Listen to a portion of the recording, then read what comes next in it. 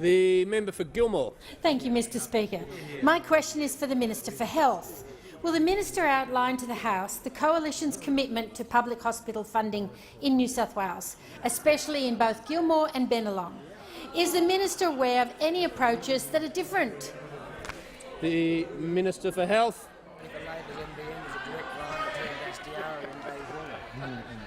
Thank you very much, Mr Speaker, and I want to thank the member for Gilmore, who was a great advocate for medical services before she came to parliament and helped raise funds through Optimists for medical services in her area. And since coming to parliament, she's been a great advocate and champion for the Shoalhaven Hospital.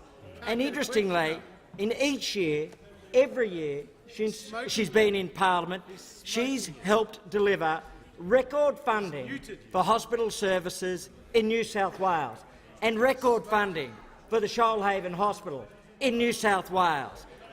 Another thing about her, though, is not just her commitment to hospitals in her electorate and into New South Wales, but the fact that she has character and honesty and integrity of the highest order. She also asks about Bennelong, but not everybody who's running for Bennelong on the Labor side has character and honesty and integrity.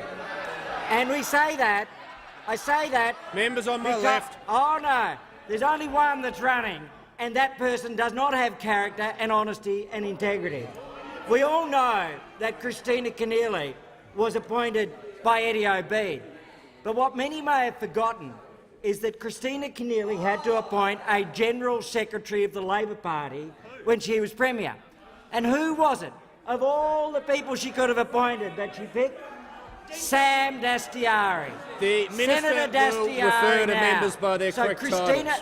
Eddie Obeid appointed Christina Keneally, and Christina Keneally appointed Sam Dastyari. The Minister— The apple never falls far from the tree, but the apple is rotten in this case. So let me focus on Medicare services, which we've already heard are increasing in Bennelong, contrary to the absolute fabrication of Labor's candidate in Bennelong. But we also know that that same person has issued another patent lie, a claim that there have been cuts to hospital funding in Bennelong. And yet we know that in each and every year under the Coalition government, hospital funding hasn't just gone up to New South Wales, but through that process it has gone up to the local hospital district in that area, from $220 million to $390 million. So each year, every year, hospital funding has gone up. So yesterday we heard that Christina Keneally flat-out lied about her own Medicare weight.